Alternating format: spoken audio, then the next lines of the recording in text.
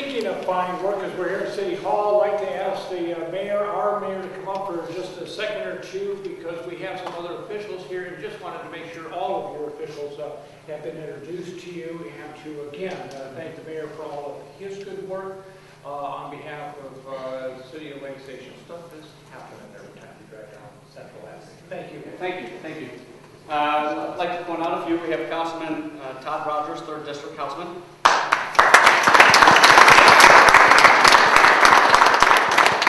We have our retired fire chief, Ron Good, and also retired councilman.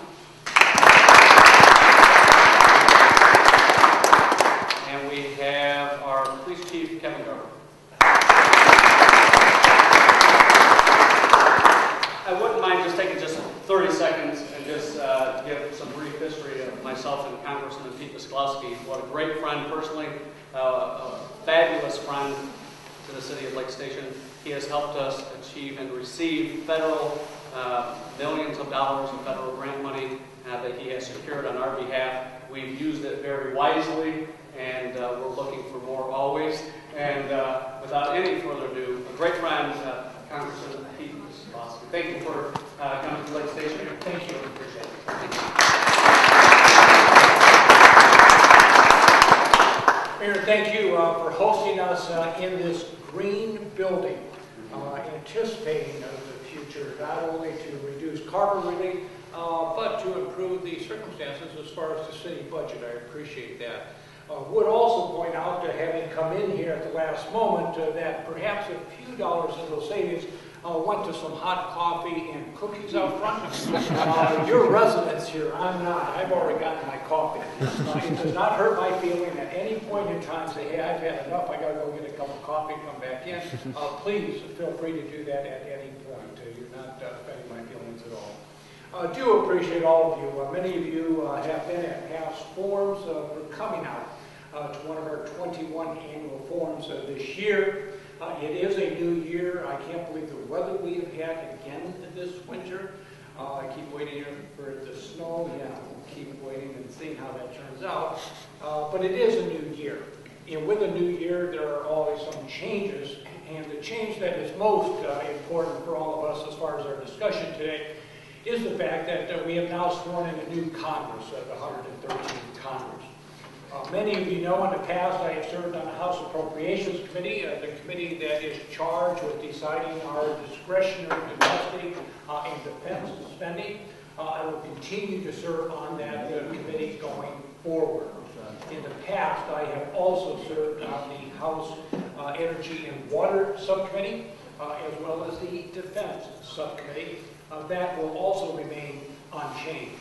What will be different in the next Congress is my responsibility on the retreat. In the past, I have served as chair or the ranking member on the Energy and Water Subcommittee. They have jurisdiction over about $30 billion worth of federal spending, water projects throughout the United States, as well as our nuclear weapons program and the Department of Energy.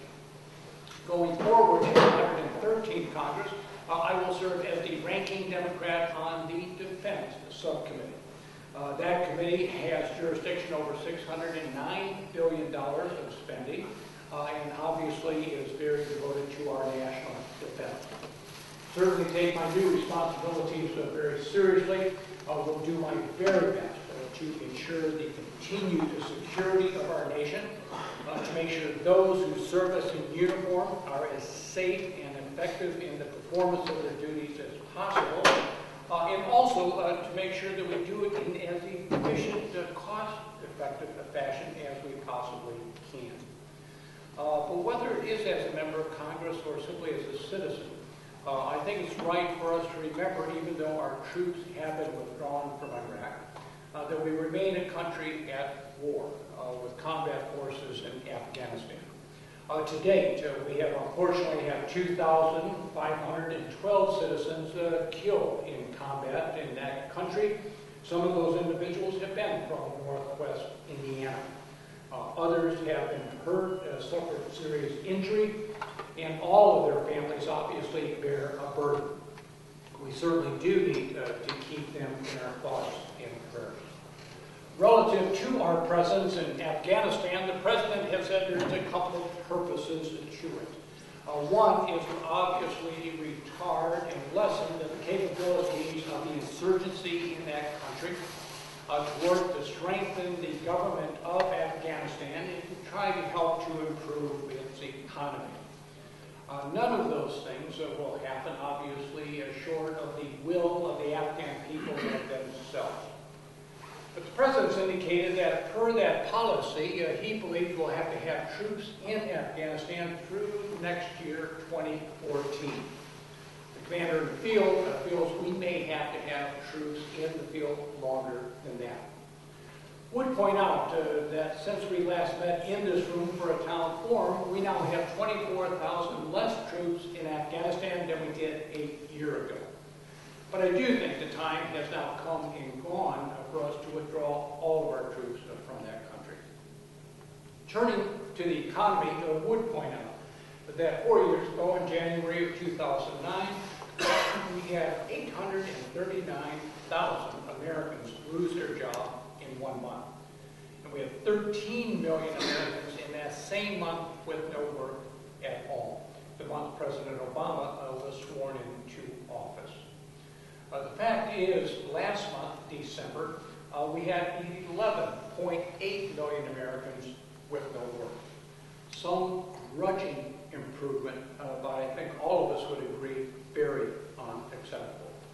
And especially given the fact that in Lake, Porter, and LaPorte counties, we had 2,948 individuals filed for unemployment compensation this past month.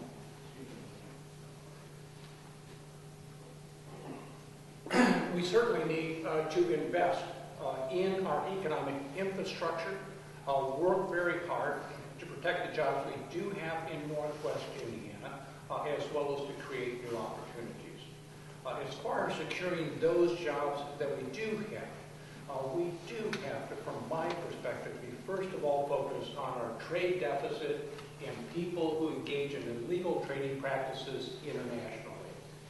The Economic Policy Institute has indicated they believe we probably have lost about 2.7 million jobs in the United States since 2001 because of unfair trading practices internationally.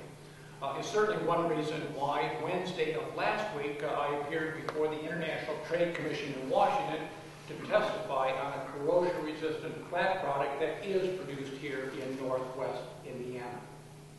And it's why during the last Congress, I testified as Vice Chair of the Congressional Steel Caucus on 5 other trade cases before the International Trade Commission, both steel-related, as well as other manufacturing. Additionally, during the last Congress, the 112th Congress, we enacted 3 trade agreements and came to an agreement with them for Colombia, for Panama, and for South Korea. I must tell you, representing our interest in Washington, D.C., I voted against all 3 of those trade agreements. I think they all disadvantage those who want to work for a living in the United States. I must tell you, as we meet here this afternoon, I am angry at the Congress and the administration for not coming to grips with the issue of the Chinese government manipulating its currency, holding it at an arbitrarily low level that, again, disadvantages every person who works in the United States. I co-sponsored legislation in the last Congress to deal with this issue. I regret it was not enacted into law. We'll do so in the coming Congress and will work very hard for its passage. But also do think, and I mentioned this probably at last year's forum, that if we cannot prevent some of these firms from outsourcing their jobs, we ought not to reward them with our hard-earned tax dollars. If you're going to ship your jobs overseas, we ought not to let you be available for federal loans, grants, and subsidies. I introduced legislation in the last Congress to prohibit that from happening. I regret I was not successful in that endeavor, but we'll continue to press the case as we go forward. And additionally, we do have to invest in our economic infrastructure, just as the city of Lake Station is doing in this particular community. And last year we talked about roads and bridges in Indiana and mentioned that there were 4,091 bridges in Indiana that were obsolete or deficient. We don't have new total figures for the state today as we meet. Years passed, but there's been a couple of significant changes in northwest Indiana. One's been very positive. All of you are familiar with Indianapolis Boulevard in Hammond. It's a 4-lane road. Until you get to the bridge over the Gibson Rail Yard, it's 2 lanes because the bridge is deficient. This year, the good news is $17 million of our taxes will be invested to rebuild that structure. That makes sense as far as moving people in northwest Indiana, and it certainly helps the city of Hammond further develop new job opportunities at the Gibson Rail Yard. The other development is not so sanguine, and that is Klein Avenue and the bridge in East Chicago. As you all know, that bridge is coming down, vitally important to basic steel and oil in northwest Indiana. We do need to invest in our infrastructure to create those jobs of the future. We do need to do a better job. As I described northwest Indiana, we have an unparalleled transportation network. Whether it is roads or rails, whether it's water, or whether it's our aviation assets, and we need to exploit them. But while we need to do better, I would suggest to you we have made progress in all 4 areas since we last met. On highways, after 9 temporary attempts, the Congress did pass a highway reauthorization bill for 27 months. As the 113th Congress starts, certainly we'll work very hard that you have a full 5-year extension of that bill. We all are very familiar with the freight lines that are going through northwest Indiana, often an inconvenience to us, but I tell people the fact that probably every freight line east of Mississippi goes through 3 northwest Indiana counties is a great economic resource as well. One positive change is that the state of Indiana and the federal government have come to an agreement, and preliminary work has started, to make improvements at 8 at-grade freight crossings, essentially from Porter, Indiana to the Illinois state line under the so-called Gateway program, to more efficiently move freight throughout northwest Indiana and to improve our ability to handle it and to create jobs.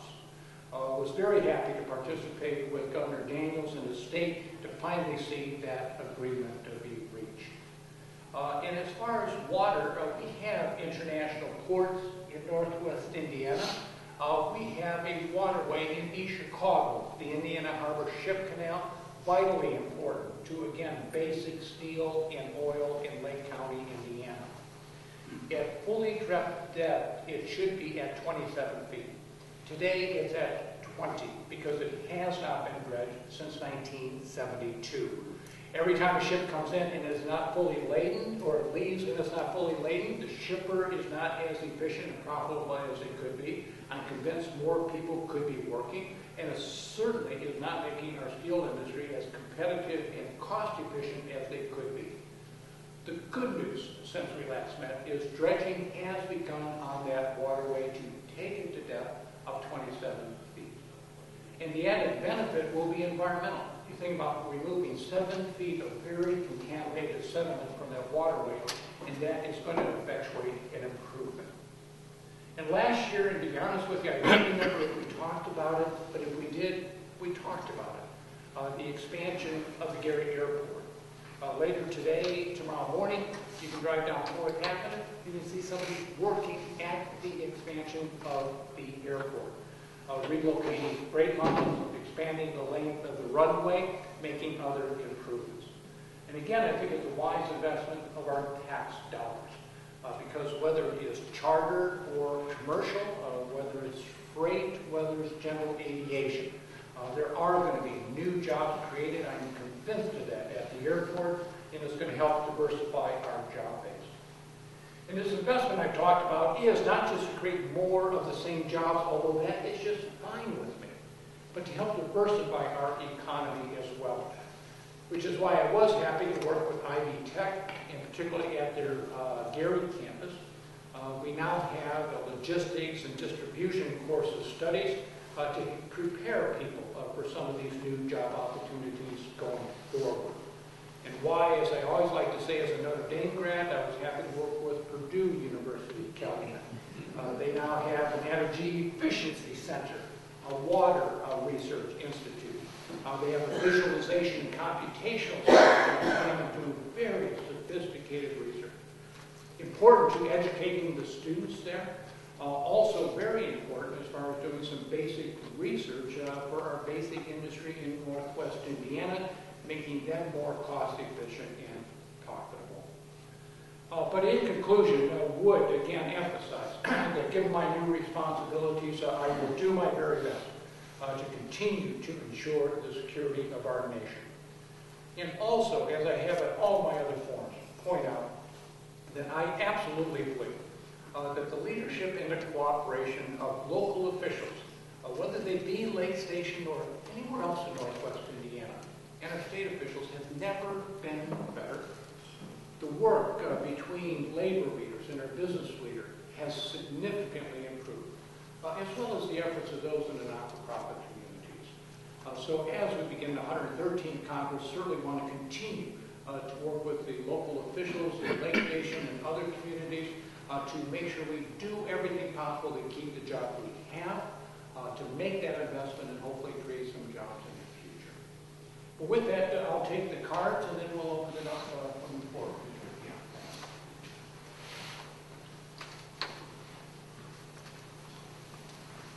The index cards that you should have received when you walked in. My name is Elizabeth Larson, and I'm in the 8th grade at Westville School. Please stand and join me in the Pledge of Allegiance. I pledge allegiance to the flag of the United States of America and to the republic for which it stands, one nation, under God, indivisible, with liberty and justice for all. You may be seated. The 1st Congressional District encompasses all of Lake, Porter, and the western portions of LaPorte County, including Michigan City and Westville. The district is home to cities, towns, and rural areas alike, with a total population of 712,000. It is represented by Congressman Pete Visclosky, a lifelong resident of Northwest Indiana. Our district's heritage is rooted in the emergence of steel mills and oil refineries that are located along the Lake Michigan shoreline and the people who came to work in them. Northwest Indiana remains a great place to live, work, visit, and raise a family. We have grown over the years to include institutions of higher learning such as Purdue University, Calumet, and Purdue North Central, Calumet College of St. Joseph, Ivy Tech, and Valparaiso University, as well as Congressman Visclosky's alma mater, Indiana University Northwest.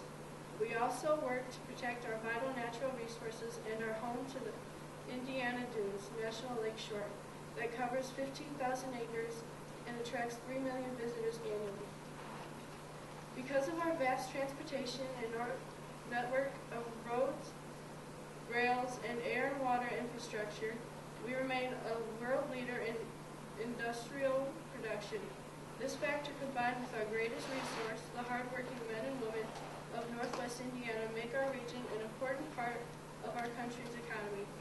In closing, throughout Congressman Pete Visclosky's career, he has worked with local, state, and federal officials, as well as community leaders, to ensure that the 1st Congressional District continues to strengthen our industrial base and enhance economic opportunities for the next generation. Please join me in welcoming Congressman Pete Visclosky.